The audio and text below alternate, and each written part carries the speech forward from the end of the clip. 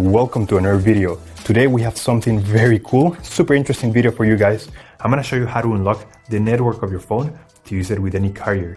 This is gonna be useful if you wanna switch providers and use your phone with any other SIM card, any other carrier in any country.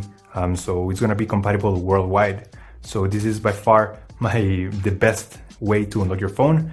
I'm gonna show you how to do it step by step. Now this will work regardless if your phone is still under contract or out of contract. It doesn't really matter. Without further ado, let's start. So to start, we're gonna get the phone's IMEI number. That's a unique number for every phone. So to get it, simply dial *#06#. As you will see, your 15-digit IMEI number will appear in the screen of your phone. This number is very important. It represents the ID of your phone, and keep it somewhere close because we're gonna use it in a few seconds to unlock this phone. Okay, now we're gonna switch to the computer. And in this website, we will request the unlock code to unlock this phone or any other phone you want to unlock.